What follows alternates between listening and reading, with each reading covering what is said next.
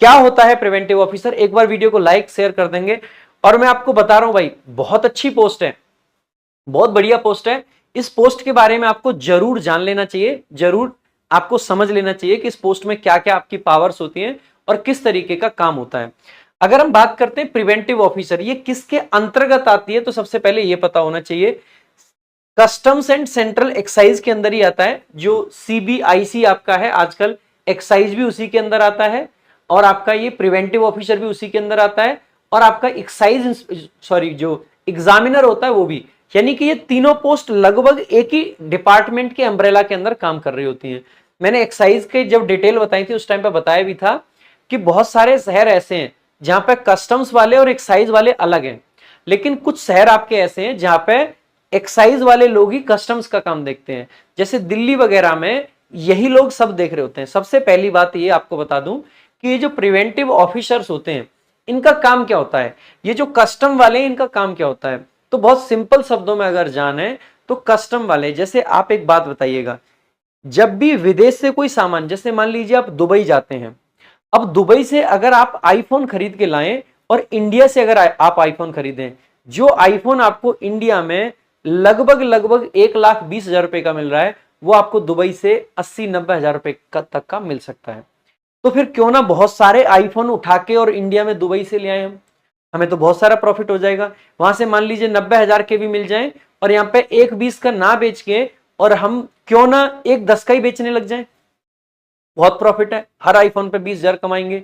लेकिन ऐसा इसलिए पॉसिबल नहीं होता है क्योंकि जब भी किसी बाहरी देश से भारत के अंदर सामान आएगा या यहां से कुछ जाएगा तो उस पर एक सर्टेन टैक्स लगता है जिसको ड्यूटी बोला जाता है, एक्साइज ड्यूटी बोल देते हैं या कस्टम ड्यूटी बोल देते हैं, अकॉर्डिंग टू जो सामान है उसके हिसाब से।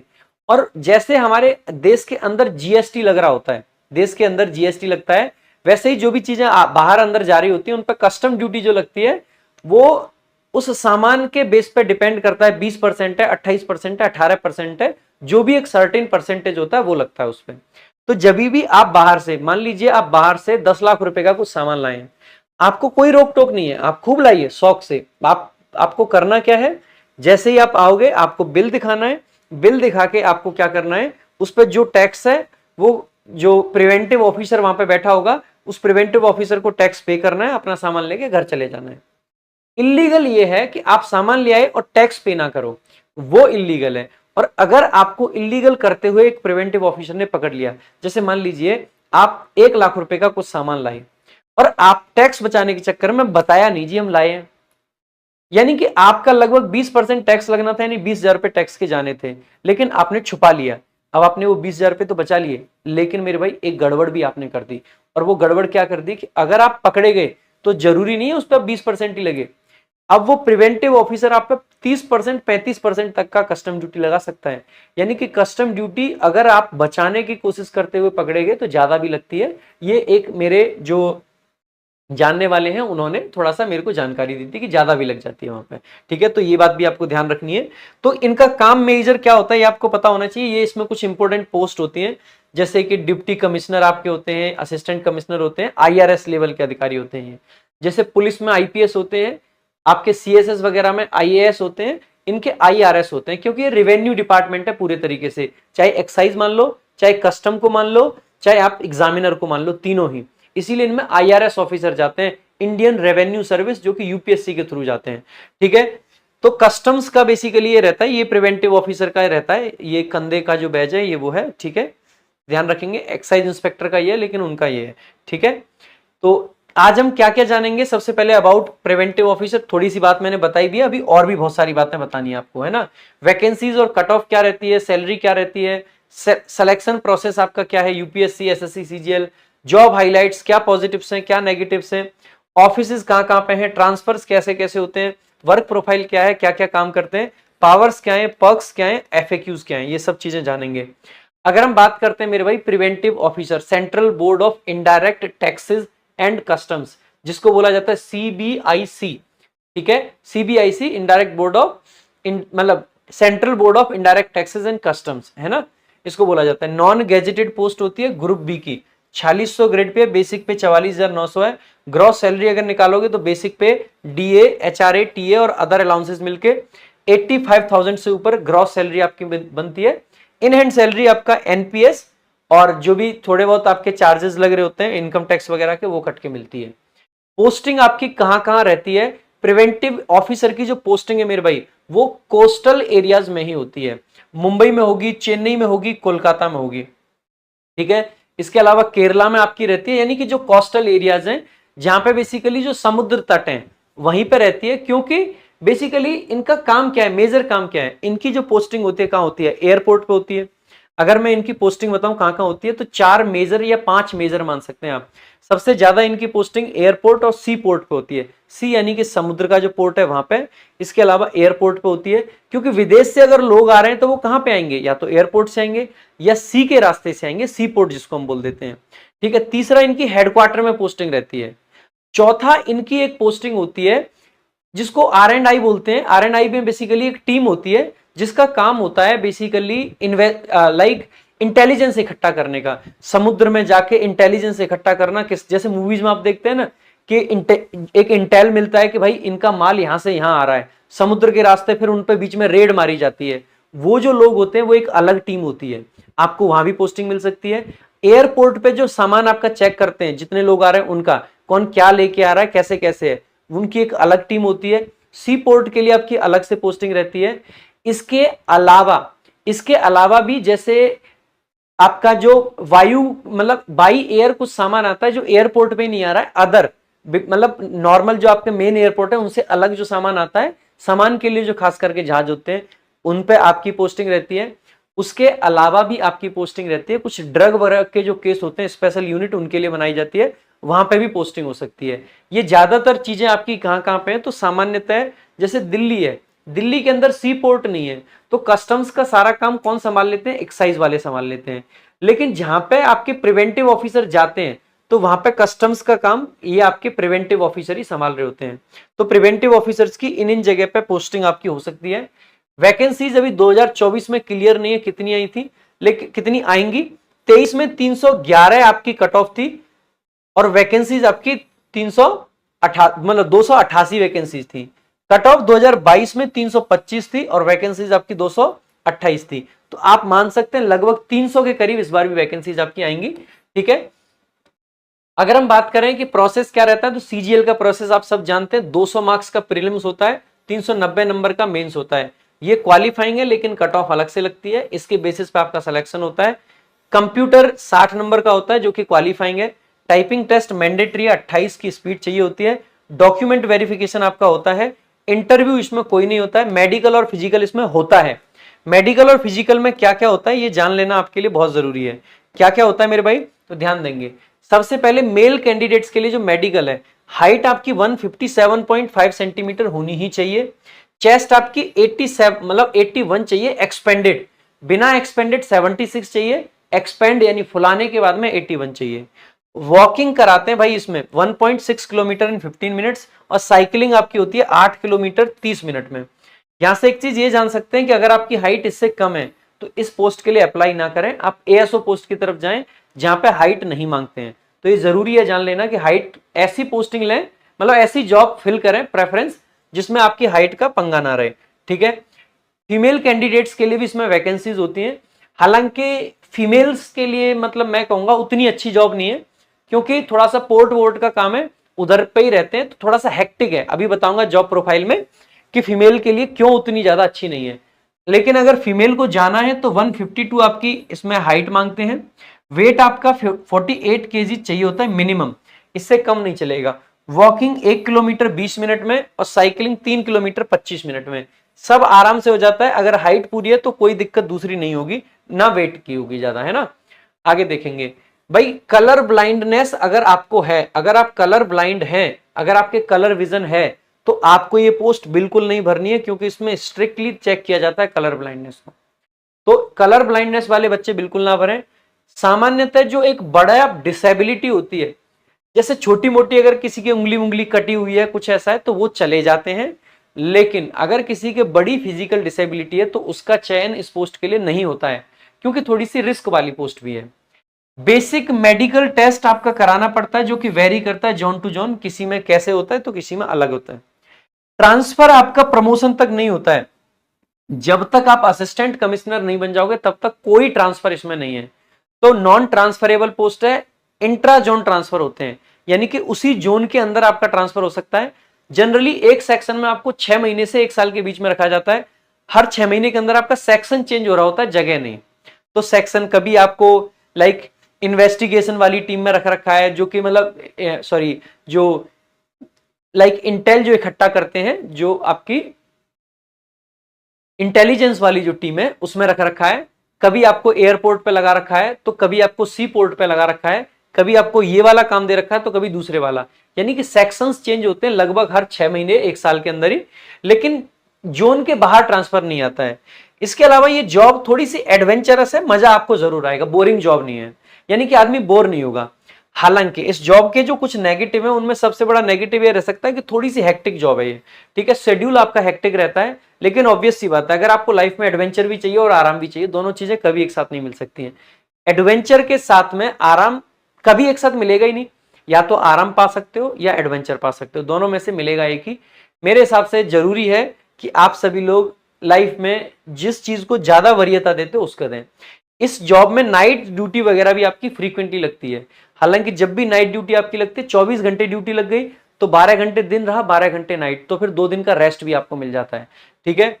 तो उसके अलावा not good for female candidates, क्योंकि नाइट वैसे हालांकि फीमेल की नाइट नहीं लगाते हैं, लेकिन फिर भी थोड़ा सा हेक्टिक जरूर हो जाता है इनके लिए। और खास करके अगर नॉर्थ इंडिया से लड़कियां हैं तो इसको कम प्रेफर करें, क्योंकि साउथ में ही जनरली इसकी पोस्टिंग मिलती है, ठीक है।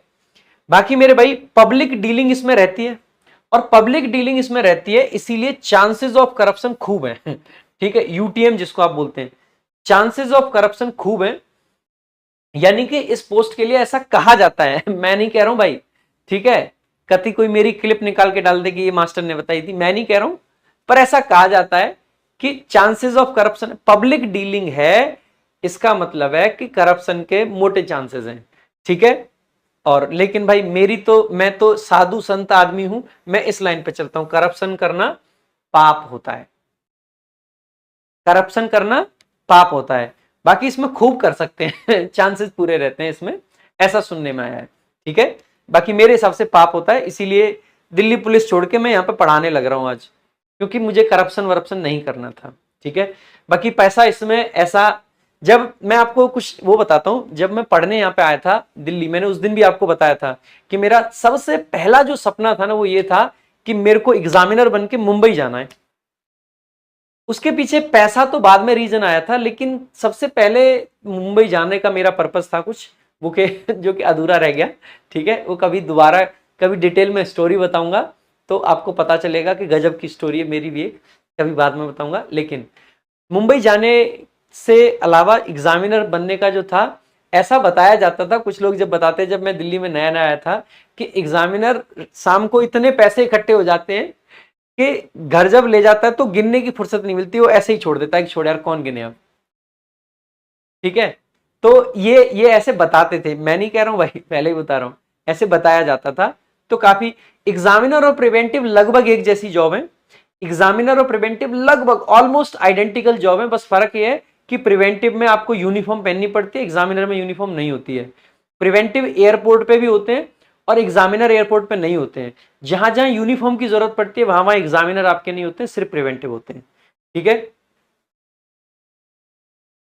ठीक है। चलो आगे देखेंगे। वर्क प्रोफाइल अगर देखेंगे तो आपको मैंने बताया ही था कि 4-5 जगह पे ड्यूटी लगती है, एयरपोर्ट पे लगेगी, सी पोर्ट पे लगेगी, इंटेलिजेंस वाले में लग जाएगी, हेडक्वार्टर पे लग जाएगी, सब जगह पे पूरे पूरे चांसेस हैं जिस चीज की आप बात कर रहे हैं उसके, ठीक है। हर जगह पे पूरे चांस है, खूब खुला, ठीक है। कम्युनिकेशन बिटवीन डिपार्टमेंट्स, इसका ये एक मेजर काम रहता है। अगर आपकी हेडक्वार्टर में पोस्टिंग है तो नोटिंग, ड्राफ्टिंग, इन सब का काम आप पे रहता है।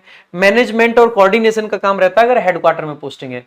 बाकी अगर आपकी फील्ड में पोस्टिंग है तो inspection on ports and airports, तो सी पोर्ट पे, एयरपोर्ट पे, वहां पे रहता है आपका।